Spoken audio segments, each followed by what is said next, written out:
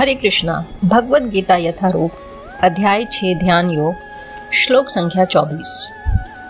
मनुष्य को चाहिए कि संकल्प तथा श्रद्धा के साथ योगाभ्यास में लगे और पथ से विचलित ना हो।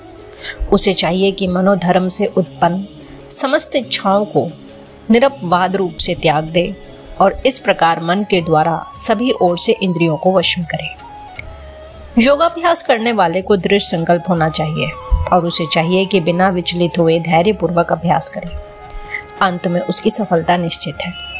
उसे यह सोचकर बड़े ही धैर्य से इस मार्ग का अनुसरण करना चाहिए और यदि सफलता मिलने में विलंब हो रहा हो तो निरुत्साहित नहीं होना चाहिए।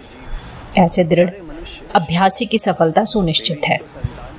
भक्ति योग संबंध में रूप गोस्वामी का कथन है, उत्साह निश्चय धैर्यात् तत्कर्म प्रवर्तनात् संग त्यागत सतो व्रते षड्भीर भक्ति प्रसिद्ध्यति।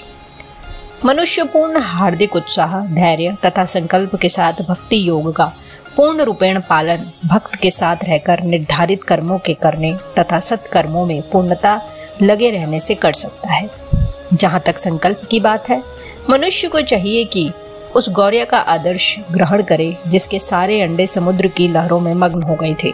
कहते हैं कि एक गौरिया ने समुद्र तट पर अंडे दिए, किंतु विशाल समुद्र उन्हें अपनी लहरों में समेट ले गया। इस पर गौरिया अत्यंत क्षुब्ध हुई और उसने समुद्र से अंडे लौटा देने के लिए कहा, किंतु समुद्र ने उसकी प्रार्थना पर कोई ध्यान नहीं दिया। अतः उसने समुद्र को सुखा डालने की ठान ली। वह अपनी नन्ही सी चोंच से पानी उलीचने लगी। सभी उसके इस असंभव संकल्प का उपहास करने लगे। उसके इस कार्य की सर्वत्र चर्चा चलने लगी तो अंत में भगवान विष्णु के विराट वाहन पक्षीराज गरुड़ ने यह बात सुनी। उन्हें अपनी इस नन्ही पक्षी बहन पर दया आई और वे गौरिया से मिलने आए। गरुड़ उस नन्ही गौरिया के निश्चय से बहुत प्रसन्न हुए और उन्होंने उसकी सहायता करने का वचन दिया। गरुड़ ने तुरंत समुद्र से कहा कि वह उसके अंडे लौटा दे। वह गौरिया गरुड़ की कृपा से सुखी हो गई। इस प्रकार योग, विशेषतया कृष्ण भावनामृत में भक्ति योग, अत्यंत दुष्कर प्रतीत हो सकता है, किंतु जो कोई संकल्प के साथ नियमों का पालन करता है, भगवान निश्चित रूप से उसकी सहायता करते हैं। किंतु जो अपनी सहायता आप करते हैं, भगवान उनकी सहायता करते हैं।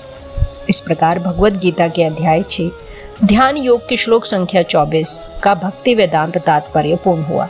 हरे कृष्णा।